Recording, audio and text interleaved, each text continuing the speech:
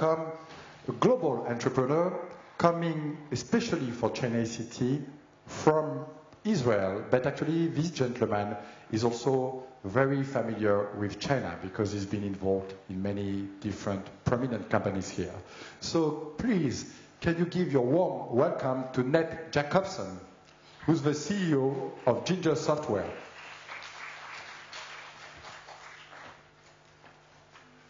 Hi, Ned. Hi. Great to see you. Good to see you too. Okay, so let me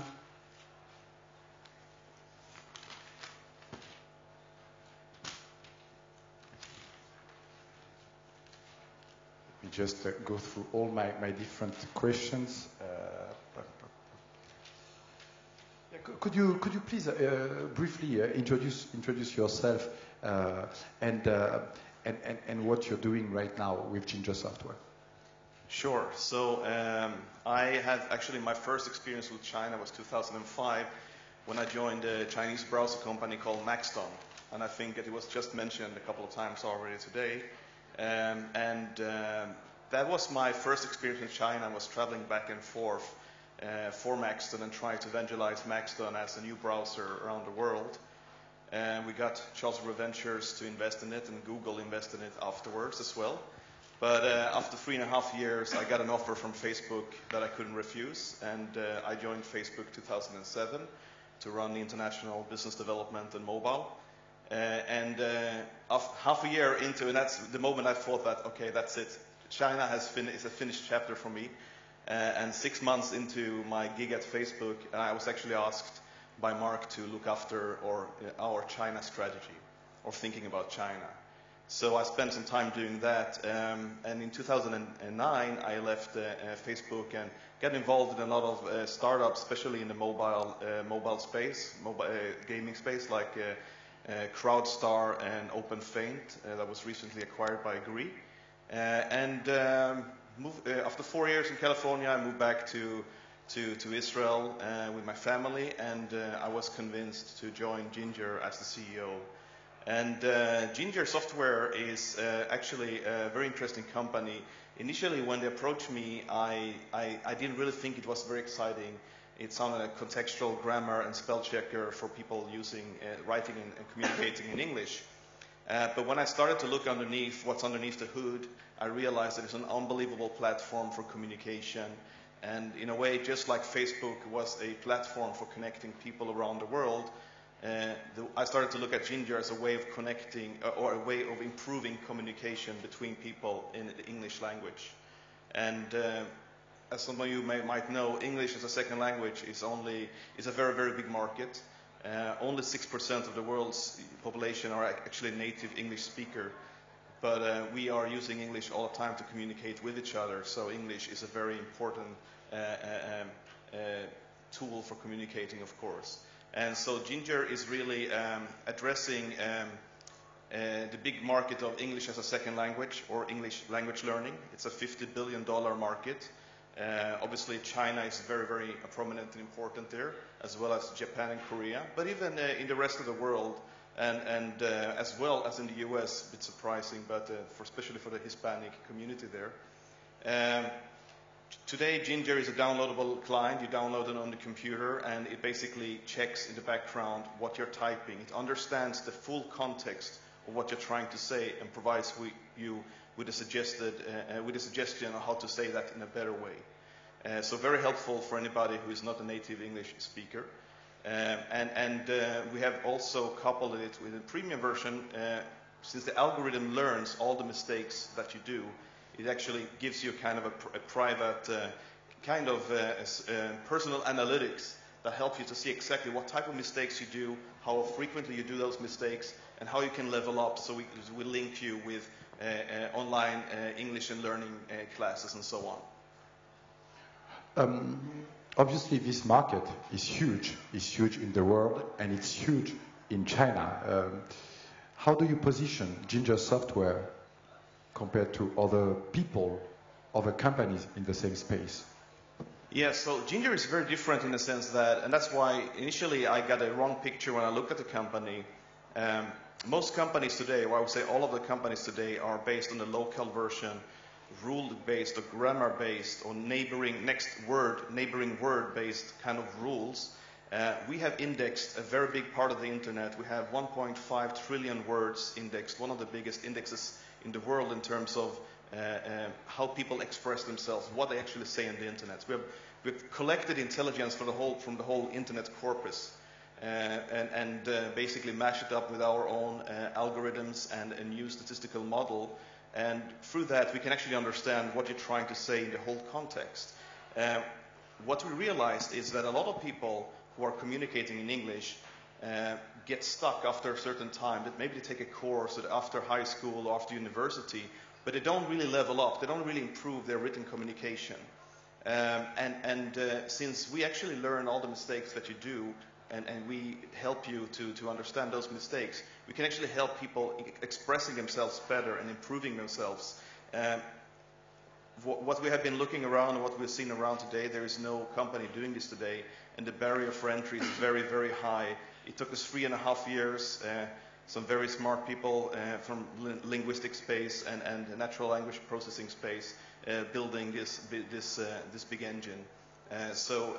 Basically, you download the software, it's integrated into your Office package, so whenever you type, whether it's an email or whether it's you're working on a document, we are constantly there in the background helping you to improve the way you communicate.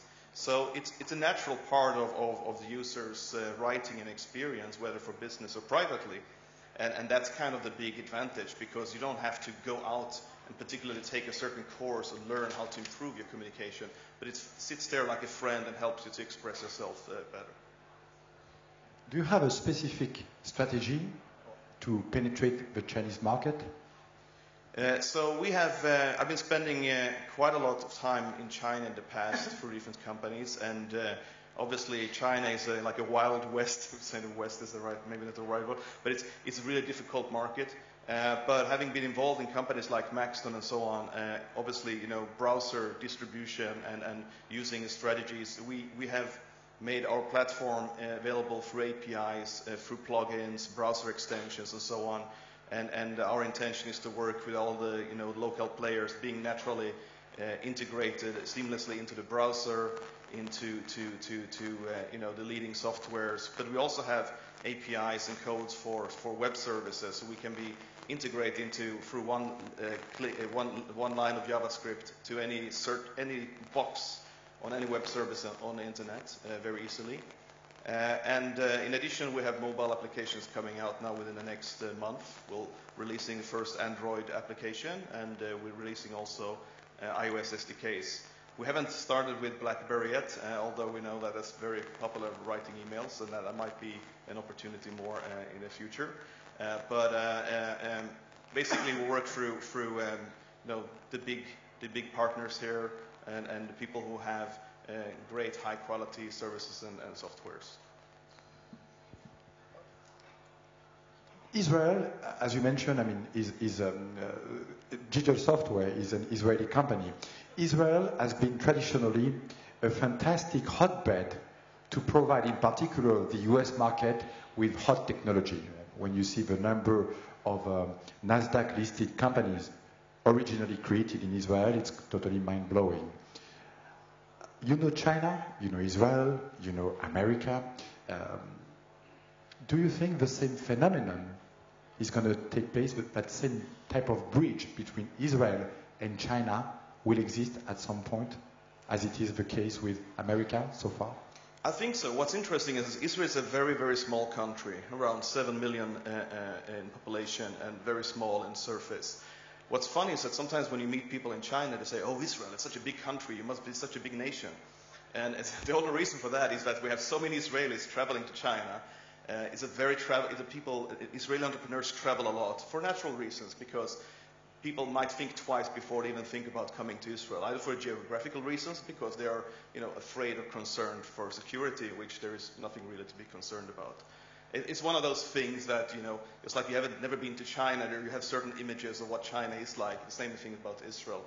But Israeli entrepreneurs are used to travel. They travel a lot. They travel a lot to China. We have a lot of Israelis, entrepreneurs in various cities in China, trying to build startups or looking at solve big problems like around clean tech, for instance, solar energy, but also internet type of companies, e-commerce companies, and having been back and forth so many times to China, and I know we spoke about this a little bit in the past, as well as with Vincent Fong, who is here in the audience as well, about creating some kind of bridge between Chinese entrepreneurs and executive companies and Israelis, and maybe have some kind of tour between the two countries, because there's a tremendous interest in Israel for China, and Israeli entrepreneurs are known for never taking no for an answer.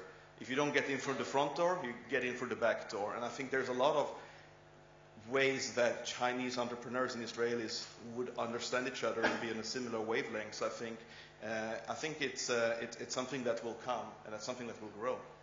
Yeah, I'd like definitely to be involved personally into that, because I think that we should see many more Israeli companies, especially at CHINICT, and in general in China. There's definitely plenty of innovation to be exported on the Chinese market.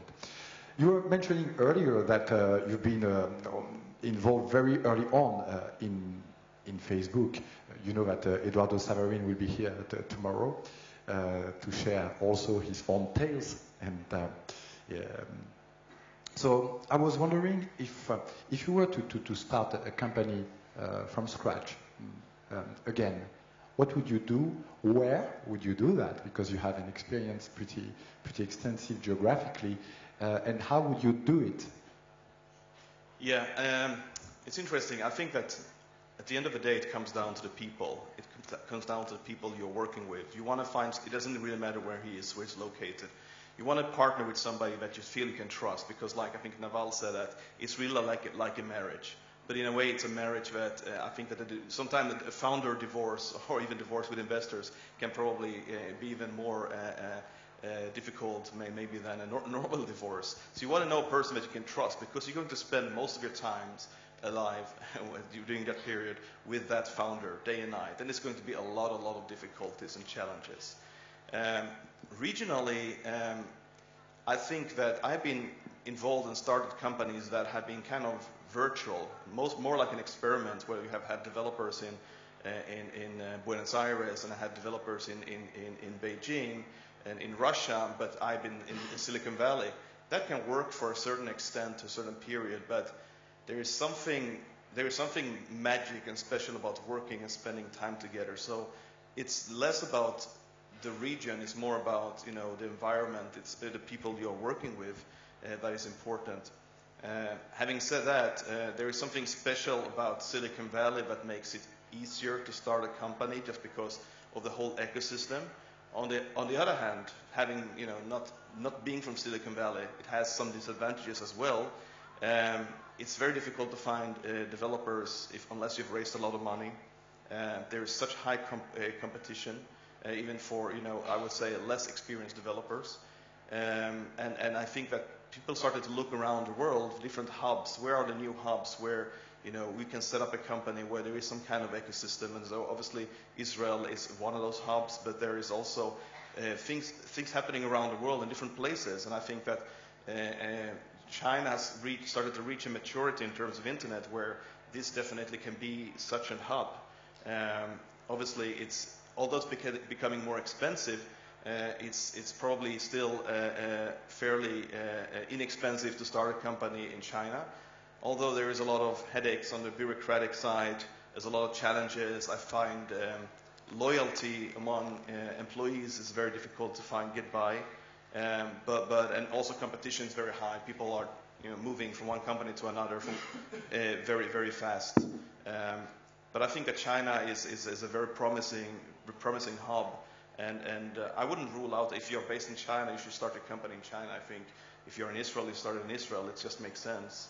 Yeah, that's all right.